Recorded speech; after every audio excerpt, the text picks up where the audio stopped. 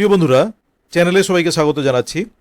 আমরা আজকের এই ভিডিওটা করছি SLST2 নিয়ে পরিস্থিতি কি এখন, এটা নিয়ে একটা আপডেট নিউজ। তোমরা অলরেডি জানো যে SLST2 নিয়ে কিন্তু পরিস্থিতিটা বেশি একটা সুবিধার নয়, কারণ আমরা দেখেছি যে যখন SLPটা উইথড্র হয়ে গেল তখন বিভিন্ন রকম পরিস্থিতিটা অ্যারাইজ করলো। এবার সেই পরিস্থিতি নিয়ে এবং বর্তমানে আরও কি পরিস্থিতি অ্যারাইজ করেছে হাইকোর্টের রায়ের ফলে, সেটা নিয়ে একটু আজকের এই ভিডিওটা। আমরা জানি যে রাজ্য সরকার ওবিসি নিয়ে কিন্তু মাননীয় সুপ্রিম কোর্টে যে এসএলপিটা ছিল সেটা তুলে নিয়েছে। এর ফলে কিন্তু বিভিন্ন রকম পরিস্থিতি তৈরি হয়েছে। পরিস্থিতি বলতে দুটো দিক তৈরি হয়েছে। একটা হচ্ছে ভালো দিক তৈরি হয়েছে। ভালো দিকটা হচ্ছে নতুন নিয়োগে কিন্তু আর কোনো বাধা নেই। অর্থাৎ এখন যদি সরকার চায় যে নতুন নিয়োগ করতে, তাহলে 7% ধরেই কিন্তু নতুন নিয়োগটা চলতে পারে, এবং সেক্ষেত্রে সার্কুলারের কোনো রকম কোনো জটিলতা আর আসবে না, যেটা আমরা বিভিন্ন পরীক্ষাগুলোতে অনগোয়িং প্রসেসগুলোতে কিন্তু ভুগছিলাম। আচ্ছা, এটা একটা ভালো দিক। এবার কিন্তু বেশ কিছু অসুবিধাও তৈরি হয়ে গেছে, সেটা তোমরা অলরেডি বুঝতে পেরেছো, আমরাও আলোচনা করেছি চ্যানেলে। যেমন অনগোয়িং নিয়োগ প্রসেসগুলোর কি হবে। এই অনগোয়িং নিয়োগ প্রসেসগুলো যেগুলো চলছিল, যখন থেকে কেসটা স্টার্ট হয়েছে তখন থেকে যে অনগোয়িং প্রসেসগুলো চলছিল, সেটার কি হবে। আচ্ছা, যেমন হচ্ছে বিভিন্ন পরীক্ষাগুলো যেমন আছে সেগুলো কিন্তু ওবিসি 17% ধরেই চলছিল। এটা আমরা বিভিন্ন সময়ে দেখেছি যে 17% ধরে চলছিল। যেমন আমাদের এর মধ্যে সেটা হচ্ছে SLST2 একটা বড় পরীক্ষা, প্রাইমারিগুলোর পরীক্ষা। এগুলোতে আমাদের এখন কি হবে, এটা কিন্তু আমাদের মনে খুব বড় একটা প্রশ্ন, যে 17% হবে না 7% হবে। আমরা কিন্তু এ নিয়ে বড় একটা দুশ্চিন্তার মধ্যে আছি। এবং শুধু আমরাই নয়, এটা হচ্ছে কিন্তু সমাধান করাটাও একটা খুব মুশকিল ব্যাপার। সেটা নিয়ে নিশ্চয়ই যারা শাসক দল আছেন বা যারা সরকারে আছেন তারাও নিশ্চয়ই এটা নিয়ে চিন্তাভাবনা করছেন। এবার 17% হলে যেমন অসুবিধাও আছে বেশ কিছু, তেমনই কিন্তু 7%-এও কিছু অসুবিধা আছে। যেমন 17% যদি হয় তাহলে সুবিধাটা আমরা বুঝতেই পাচ্ছি, যে 17%-এর সুবিধা হচ্ছে পুরনো প্রসেসে একটা পরীক্ষাটা চলতে থাকবে। যারা অলরেডি কল পেয়েছে, ভেরিফিকেশন বা ইন্টারভিউ এগুলো বাকি আছে, তাদের সেই প্রসেসটাতে চলবে। কিন্তু এর সঙ্গে কিন্তু বেশ কিছু অসুবিধাও আছে। আমরা অসুবিধাটাও যে এড়িয়ে যাব এরকম একটা ব্যাপার নয়। অসুবিধাটা কীরকম, যেমন যদি SLPটা তুলে নেওয়া হয়েছে আমরা জানি, এবার যদি আবার 17% করে সরকার থেকে, তাহলে কিন্তু একটা ভুল বার্তা যাবে। ভুল বার্তা, এবং সরকার হুট করে এটা চাইবে না যে 7% ফিরে এসে আবার 17% এই পুরনো প্রসেসগুলোতে চালিয়ে যাওয়া। সুতরাং এটা কিন্তু হুট করে চাইবে না। যদি সরকার মনে করে সেটা করতেও পারে, সে নিয়ে কোনো অসুবিধা নেই, বা অসুবিধা হলেও হতে পারে, আইনি জটিলতা আসতে পারে।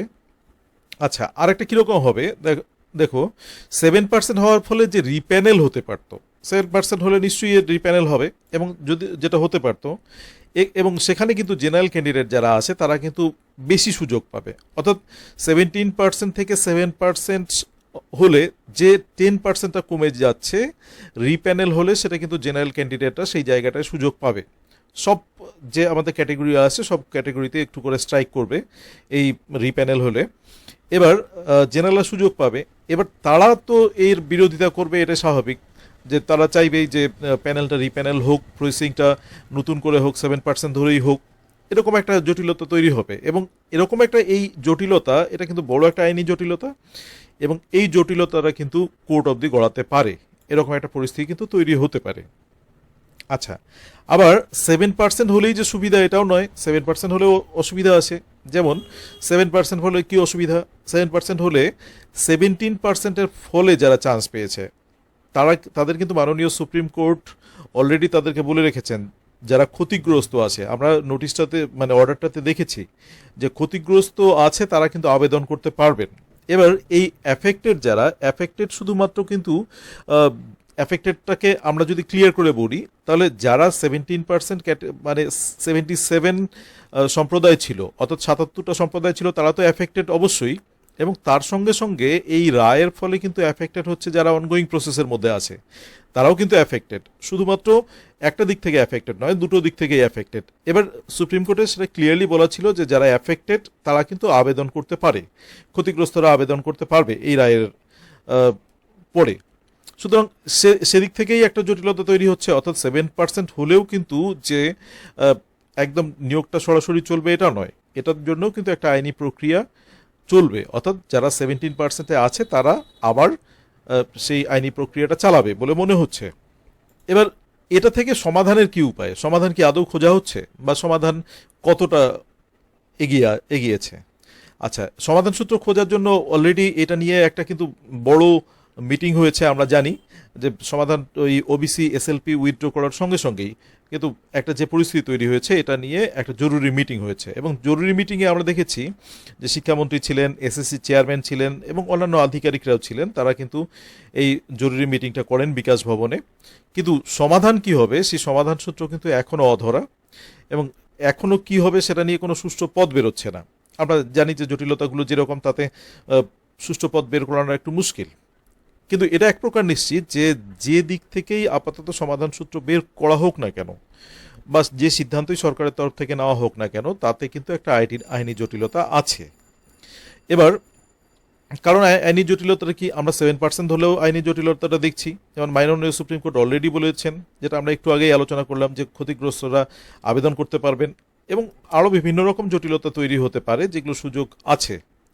তাই সমাধান সূত্র যে খুব সহজ এবং খুব তাড়াতাড়ি বেরোবে এরকমটা কিন্তু মনে হচ্ছে না। এটা কিন্তু অনেকটা আলোচনা সাপেক্ষ বলেও মনে হচ্ছে। হুট করে একটা সিদ্ধান্ত সবাই মানে দিয়ে দেবে এরকম একটা পরিস্থিতির মধ্যে ব্যাপারটা আপাতত নেই, অর্থাৎ একটু সময় সাপেক্ষ ব্যাপার বলেই মনে হচ্ছে। তো এরকম একটা পরিস্থিতিতে সমাধান সূত্র কিন্তু খোঁজা হচ্ছে। সেই সমাধান সূত্রটা যত তাড়াতাড়ি পাওয়া যাবে তত তাড়াতাড়ি ভালো।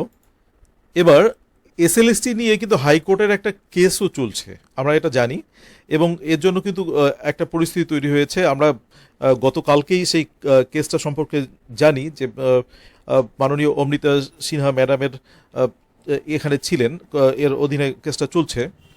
আচ্ছা, এখানে এই কেসটাতে আমরা যে আপডেট পেয়েছি বা আপডেট পাওয়া যাচ্ছে, যে সেটা হচ্ছে এসএলএসটি 2 নিয়ে। সেখানে এসএলএসটি 2 নিয়ে সরকার পক্ষ থেকে আরও 2 সপ্তাহ সময় চাওয়া হয়েছে।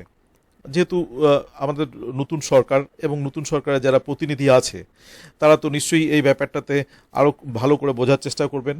আমরা জানি যে কমিশন থেকে যে চেয়ারম্যান নিয়োগ হয়েছে সেটা গত সপ্তাহেই নিয়োগ হয়েছে, তারাও ব্যাপারটাকে ভালো করে বোঝার চেষ্টা করছেন, এবং তাদের পক্ষে এই সময় চাওয়াটা স্বাভাবিক। তারা ব্যাপারটাকে যাতে আরও সমস্যা তৈরি না হয় তাই সেই ক্ষেত্রে তারা আরও 2 সপ্তাহ সময় চেয়েছেন, এবং সেই 2 সপ্তাহ সময়ও কিন্তু দেওয়া হয়েছে, মাননীয় হাইকোর্ট থেকে দেওয়া হয়েছে। আচ্ছা, এবার তাহলে কি 2 সপ্তাহ পরেই সমাধান সূত্র আসবে? এটা কিন্তু নিশ্চিত করে বলা যায় না যে 2 সপ্তাহ পরেই যে সমাধান সূত্র আসবে এরকম কোনো নিশ্চয়তা নেই। আমরা এইগুলোর ক্ষেত্রে আইনি জটিলতাগুলোর ক্ষেত্রে দেখেছি যে আইনি প্রক্রিয়া যেমন চলতে থাকে, আইনি প্রক্রিয়ার কিন্তু সমাধানটা খুব তাড়াতাড়ি হয় আমাদের, এরকম কোনো মানে আমরা খুব কম দেখেছি। আইনি প্রক্রিয়াগুলোর মধ্যে বিভিন্ন জটিলতা অ্যারাইজ করে, যার জন্য খুব তাড়াতাড়ি সমাধান সূত্র বের করা মুশকিল হয়ে যায়। ফলে এই যে কেসগুলো চলছে সেগুলো কেসের আবার কিন্তু পরবর্তী আবার আইনি জটিলতা, একটা রায় হয়ে গেল, দেখা গেল সেই রায়ের পরে কিন্তু আবার সেটা নিয়ে একটা এপিল হলো, এরকম জটিলতাগুলো আছে। তাই সমাধান সূত্র কিন্তু কি হবে এটা কিন্তু নিশ্চিত করে বলা যাচ্ছে না, বা আইনি জটিলতা আরও অ্যারাইজ করবে না এটাও কিন্তু বলা যাচ্ছে না। আচ্ছা, তাই 2 সপ্তাহের মধ্যে কোনো রকম আমরা এসএলএসটি নোটিশ আর দেখতে পাবো না। এসএলএসটি এটা নিয়ে চিন্তা ভাবনা করে পরবর্তী পদক্ষেপ নিশ্চয়ই দেবেন। আমরা এসএলএসটি দেখেছি কিন্তু যে এসএলএসটি বিভিন্ন দিক থেকে কিন্তু কোনো পদক্ষেপ করেনি। আমরা যে ভেরিফিকেশনগুলো দেখেছি সেগুলো হচ্ছে শিক্ষা দপ্তরের থেকে দেখেছি। সুতরাং এসএলএসটি থেকে কিন্তু এরকম কোনো নোটিশ দেখিনি, সেটা বিভিন্ন কারণে, বিশেষ করে চেয়ারম্যান নিযুক্ত হয়নি। তারপরে এই যে এই জটিলতাগুলো আছে কি হবে না হবে সেটা নিয়ে একটা সুষ্ঠু সমাধান হয়নি, তার জন্য কিন্তু নোটিশ বেরোয়নি। এবং আগামী 2 সপ্তাহ যে বেরোবে এরকমও কিন্তু আমরা আভাস পাচ্ছি না, বা এরকম বেরোনোর কোনো আশাই নেই। এবং কতদিন লাগবে সেটা নিয়েও কিন্তু একটা ধোঁয়াশা আছে। এবার যে পরিস্থিতি, তাহলে ক্ষতিগ্রস্ত কারা হচ্ছে? ক্ষতিগ্রস্ত দেখুন, বা সমস্ত পরীক্ষার্থী ক্ষতিগ্রস্ত হচ্ছে। যেমন এর সমাধান না হওয়া পর্যন্ত নতুন এসএলএসটির কোনো সম্ভাবনা কিন্তু আপাতত হচ্ছে না। অর্থাৎ যে এসএলএসটি যে নতুন হবে এরকম কিন্তু মনে হচ্ছে। যারা এসএলএসটি 3-র জন্য খুব অধীর আগ্রহে অপেক্ষা করে আছো, তাদের বলছি যে তারা কিন্তু ইমিডিয়েট যে নোটিশ একটা বেরোবে তার মনে হচ্ছে না, কারণ এসএলএসটি 2 নিয়ে এই জটিলতাগুলো একটু না কাটলে সে এসএলএসটি 3 নিয়ে এগোবে বলে কিন্তু কমিশন মনে হচ্ছে না। তো এরকম একটা অবস্থা, সবাই ক্ষতিগ্রস্ত হচ্ছি আমরা। আর যারা ফ্রেশার ক্যান্ডিডেট আছে তারা তো, যারা এসএলএসটি 2-তে ডাক পেয়েছো, তাদের বা যাদের ভেরিফিকেশন বা ইন্টারভিউ বাকি আছে, এবার তারা কোনো দিকেই কিছু করতে পারছো না, অন্য পরীক্ষার প্রস্তুতিও নিতে পারছো না। আবার এই পরীক্ষার যে একটা সমাধান হবে, যে চান্স হচ্ছে বা হচ্ছে না এরকম একটা যে সমাধান, বা ইন্টারভিউয়ের পরে বাদ যাবে, সেটাও করতে পারছো না। আবার আরেকটা দেখো পরিস্থিতি, যে 7% হলে প্যানেলে কীরকম পরিবর্তন আসবে। যদি 7% হয়, আমরা কিন্তু কেউই নিশ্চিত নই যে 7% হবে কি 17% হবে, এটা নিয়ে বিতর্ক অনেক রকম, তো সেটা নিশ্চিত নই। তো 7% হলে প্যানেলে কীরকম পরিবর্তন আসবে সেটা নিয়ে সবাই চিন্তিত, যার জন্য স্বাভাবিকভাবে অন্যান্য চিন্তাভাবনাগুলোর অবকাশ থাকছে না, অন্যদিকে প্রিপারেশনের অবকাশ থাকছে না। আর 17% যদি হয়, বা 17%-এর মধ্যে যারা আছো, তারা তো রীতিমতো ভীত হয়ে আসো, এবং ভীত হওয়া স্বাভাবিক, যে আমি কি বাদ পড়বো, 7% হলে তো বাদ যাওয়ার সম্ভাবনা অনেকের আছে, তো সেক্ষেত্রে কি হবে। তো এরকম একটা পরিস্থিতিতে কিন্তু আমরা অনেকেই আছি, ফ্রেশাররা তো আছি, ফ্রেশাররা সবারই চাকরির খুব দরকার। যারা ফ্রেশার আছো তাদের তো এখন এই পরিস্থিতিতে অনেক দিন থেকে নিয়োগ প্রক্রিয়াগুলো বন্ধ, যার জন্য তোমরা এমন একটা অবস্থাতে আসো যে খুব তাড়াতাড়ি কিছু পেয়ে গেলেই তোমাদের ভালো হয়। সুতরাং এই যে এই আশাটা নিয়ে আমরা যে অনেক দিন ধরে বসে আছি, আমরা দিন দিন সময় চলে যাচ্ছে, কিন্তু এরকম নিয়োগ আমরা মানে অনেক দিন থেকেই দেখিনি, পুরনো সরকারের আমলে তো দেখিনি। সুতরাং এখন যে পদ্ধতিটাকে, মানে প্রস্তুতিগুলো চলবে, তাতে কিন্তু বাধাও তৈরি হচ্ছে বেশ কিছুটা। যেমন এই পরিস্থিতিগুলো তৈরি হওয়ার জন্য নতুন কিন্তু আর এগোচ্ছে না, এসএলএসটি 3 বলুন না কেন। আচ্ছা, আরেকটা বড় জটিলতা হচ্ছে যে যারা 2016-তে যারা আনটেইন্টেড আছো, তারা আনটেইন্টেড ক্যান্ডিডেট, এই আমরা যাদের দেখেছি 2016 ক্যান্ডিডেটদের, তারা কিন্তু তাদের চাকরির এক্সটেনশনটা কিন্তু 31শে অগাস্ট অবধি, অর্থাৎ সার্ভিস এক্সটেনশন কিন্তু 31শে অগাস্ট অবধি। সেই 31শে অগাস্টের মধ্যে, 31শে অগাস্টের পরে তাদের এক্সটেনশন হবে কি না, এটা নিয়ে কিন্তু তাদের চিন্তাটা অনেকটা বেশি।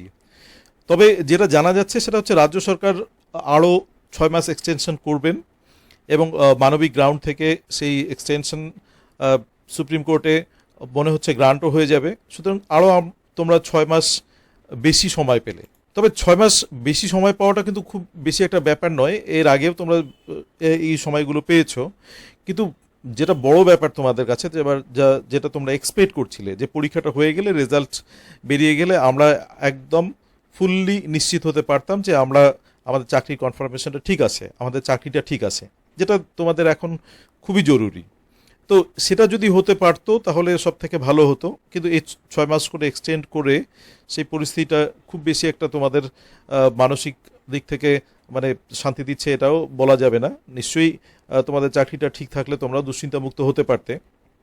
তো এই পরিস্থিতিটা কিন্তু আরও কিছুদিন চলতে থাকলো, বেশ কিছুটা দিন চলতে থাকলো, যতদিন অবধি এই নিয়োগ প্রসেসিংটা চলতে থাকবে। তো এই যে এই পরিস্থিতির মধ্যেই কিন্তু এসএলএসটি 2 দাঁড়িয়ে আছে। কিন্তু এই যে এই এক্সটেনশন, এই সার্ভিস এক্সটেনশন, এই যে এই সমস্যা, এই জটিলতা, এগুলো আরও কতদিন চলবে, এটা কিন্তু আমাদের মধ্যে একটা এখন প্রশ্ন, যে এগুলো কি কতদিন চলবে। আর এভাবে চলতে যদি থাকে তাহলে নতুন নিয়োগই বা কী করে করবে সরকার। আগের সরকার যেভাবে জটিলতাগুলো তৈরি করে রেখেছে, সেই জটিলতাগুলো এখন নতুন সরকারকে সমাধান করা কিন্তু বেশ কঠিন হয়ে যাচ্ছে। সেই জটিলতাগুলোর জন্য নতুন নিয়োগ করতে পারছে না, যতটা সরকারের তরফ থেকে আশা করা হচ্ছে যে নতুন নিয়োগ হবে, তাই সেটা হচ্ছে না। কিন্তু এটা আবার ঠিক আরেক দিক দিয়ে, যে দ্রুততার সাথে কিন্তু এর সমাধান সূত্রও বের করা উচিত। যেমন অন্যান্য ব্যাপারগুলো যেরকম দ্রুততার সাথে সমাধান হচ্ছে, এই ব্যাপারেও কিন্তু খুব দ্রুততার সাথে সময় না নিয়ে সমাধান সূত্র বের হোক। এটাই কিন্তু এখন প্রত্যেকটা শিক্ষক, মানে প্রত্যেকটা শিক্ষিত যুবক যুবতী যারা আছেন, যারা আনটেইন্টেড টিচার্স আছেন, তাদের কিন্তু এখন এটাই আশা, যে একটা সমাধান সূত্র তাড়াতাড়ি বেরোক। এই পরিস্থিতিতে কতদিন চলতে থাকবে, এবং আমরা সবাই একটা আশা করে আছি যে খুব একটা তাড়াতাড়ি সমাধান সূত্র বেরোবে। সবাই মানবিক দৃষ্টিকোণ থেকে এগিয়ে আসবে এই এসএলএসটি 2 এর সমাধান সূত্র বের করার জন্য, এবং নিশ্চিতভাবে একটা সমাধান সূত্র বেরোবে, এই আশাই সবাই আছি। Thank you for watching the video. Please subscribe the channel. Let's learn Blue Wing Birds and stay tuned.